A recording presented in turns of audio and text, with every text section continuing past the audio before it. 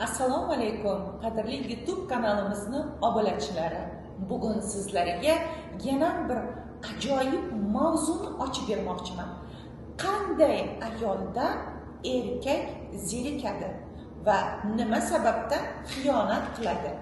Keling, azizlarim, sizlarga bilasiz, ayol hamisha kashf etuvchi, yaratuvchi va shu bilan birga o'z oilasini markazi hisoblanadi. O'zingizga savol berib ko'ring.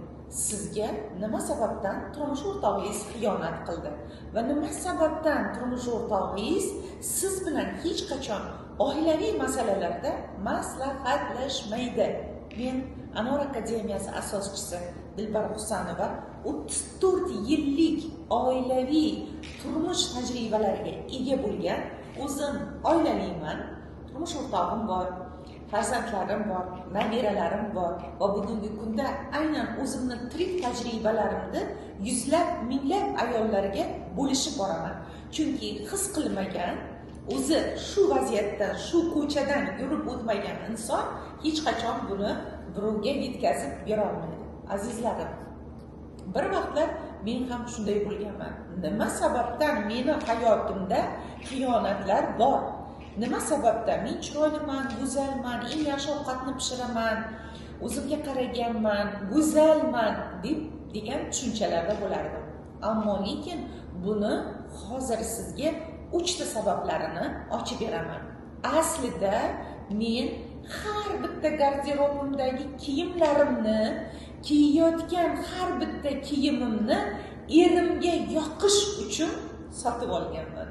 Bu eng birinchi katta xatomiz va pishiradigan ovqatlarimda, qilaydigan uyimdagi har bitta vaziyatlarimdagi harakatlarim ham, o'zimga qarashim ham erim uchun qilinganligi uchun men o'zimni unutganman.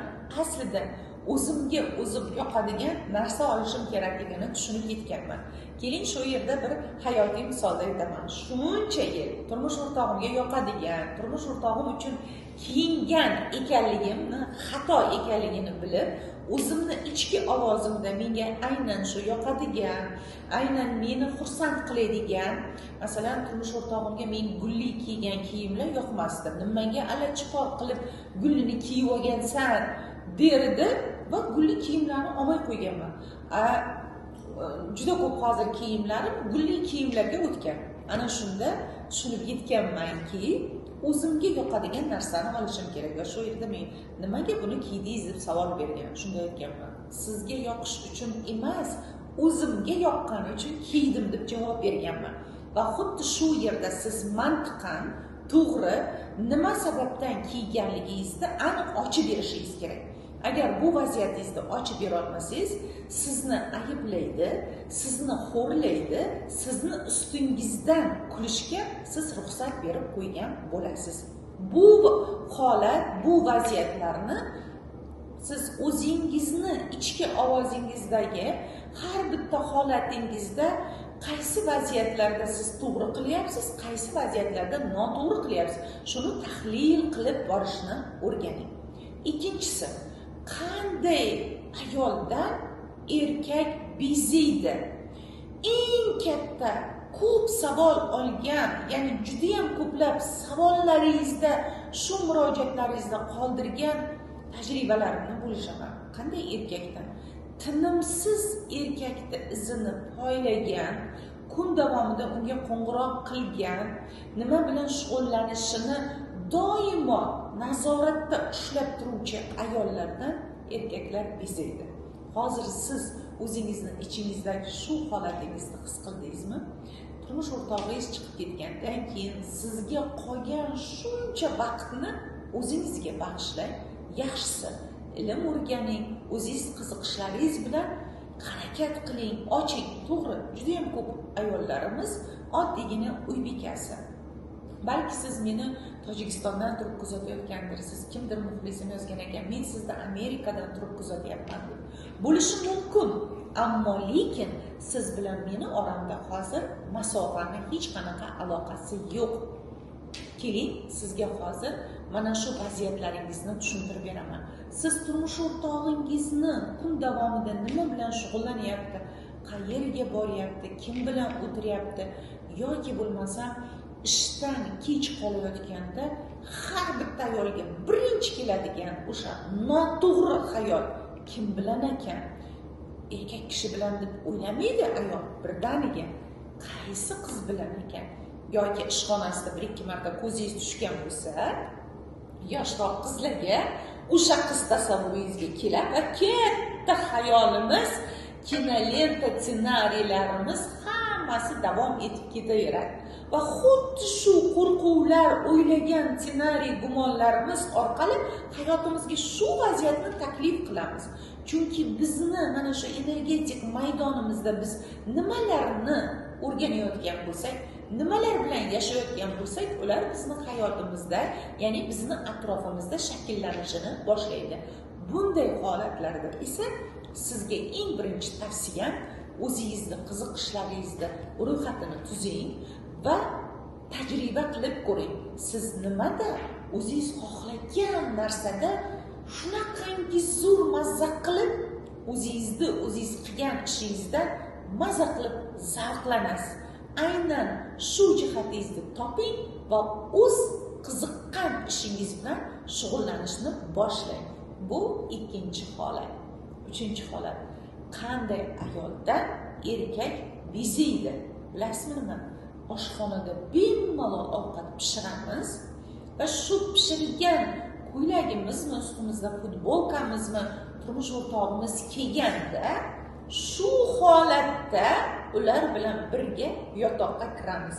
Ayrim bizning konsultatsiyalarda ayollarimiz bilan tungi kiyimlaringiz qanaqa, uyda kiyadigan kiyimlaringiz qanaqa deb so'rasam, o'ylanib qolishganda tungi kiyimim yo'q ekan. Shu yumshoqqina shtapil kiyib yurgan ko'ylagimda shunda yotar ekanman. Bu eng katta xatomiz. Qizlar, birinchidan bizni tanamizga o'sha siz xotirjam tunda mazza qilib dam olishingiz uchun biz unga birinchi navbatda tungi liboslarimizni kiyib signal berishimiz kerak. Sen tungi liboslarni kiyding, endi rohatlanib dam olishing kerak deb. Va yotoqxonamizga kirishdan oldin biz qanaqa sharoitda bo'lishidan qat'iy nazar bilaman. O'zim Samarqandda, Narpay tumanining eng chekka qishloqlarida yashaganman. Lekin o'sha bir chelak suvga bo'lsa ham chayinib olib, poklanib, keyin yoting. Birinchidan bu sizni kun davomida qanchalik stress olgansiz, energetikangizda kimlar bilan suhbatda bo'lgansiz, yoningizda qanaqa negativ gaplashayotgan insonlar bo'lgan, o'shalarni hamma energiyasini suv bizlarga hamisha poklovchi, yuvuvchi vazifani bajarib beradi. Shuning uchun poklanib, tungi kiyimlaringiz kiyib yotishga ahamiyatli bo'ling. Bu uchinchi. To'rtinchidan, agar siz turmush o'rtog'ingiz kelganda yoki bo'lmasam turmush o'rtog'ingizni fe'l-atvorlarini opangiz bilan, onangiz bilan, dugonangiz bilan, yana boshqa tanishlaringiz bilan muhokama qilayotgan bo'lsangiz, demak eringiz hech qachon o'zgarmaydi. Hech qachon. Har qanday yutuq va barkamol rivojlanishni istagan ayol albatta o'zini fikrlarini, sifatini o'zgartirish kerak.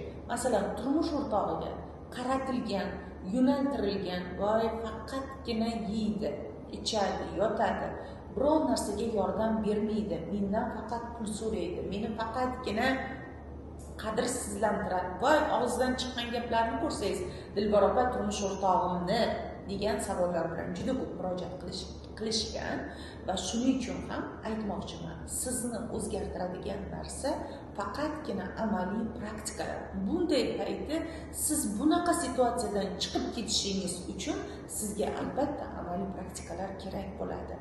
Azizlarim, bilasizmi, o'zi aslida turmush o'rtoq bilan ayol o'rtasida mana shu uyg'unlik munosabatini siz oilada ocha olsangiz, demak siz eng baxtli, omadli, serdaromadli, barokatli ayolsiz. Chunki aslida bizni tariximizdan odam hatto zerikib qolmaslik uchun momo havoni uni qovurg'asidan olib yasagan. Agar siz bilan turmush o'rtog'ingiz o'rtasida uyg'un munosabatlar shakllansa, siz boy, badavlat va aynan siz kutgan orzu maqsadlar siz o'ylaganingizda tezroq hayotingizga kirib keladi. Bular uchun esa bizni Telegram sahifamizga o'ting. Mana shu video lavha ostida qoldirilgan Telegram deb yozilgan silkani bosing va Telegram kanalimizga o'ting. Aynan sizga mana shu boradagi sirlar, ya'ni ayollikni baxt sari yetaklovchi 17 ta sirlar bilan boyitilgan va juda ham ko'p ma'lumotlar berilgan Men sevimli ayol bepul mutlaq ochiq dostupdagi darsliklarimizni kiring, eshiting va o'zingizni ichki holatingizdagi tortishuvlarni, ichingizdagi barcha kelishmovchiliklarni tahlil qiling. Va agar siz haqiqatdan o'zgarishni istab, baxtli ayol bo'lishni istasangiz, Anor akademiyasida tez qo'yib boriladigan jonli uchrashuvlar, seminar, treninglar va bepul berilib boriladigan darsliklarimizda hamisha ishtirok eting. O'quvchilarimiz natijalarini kuzatib boring. Ha aytgancha, hozir mana shu video lavhada siz nimalarni eshitib, nimalarga siz rioya qila olmay xato qilayotgan bo'lsangiz, albatta izohlarda yozib qoldiring. Men o'qiyman va bularga albatta javob berib boraman. Keyingi video lavhamizda ko'rishguncha deb qolaman. Like tugmachasini bosing va mana shunday turmush o'rtoq bilan to'g'ri munosabat o'rnata olmaydigan eng yaqin dugonangizga ham bizni silkalarimizni kuzatib ulashib qoling.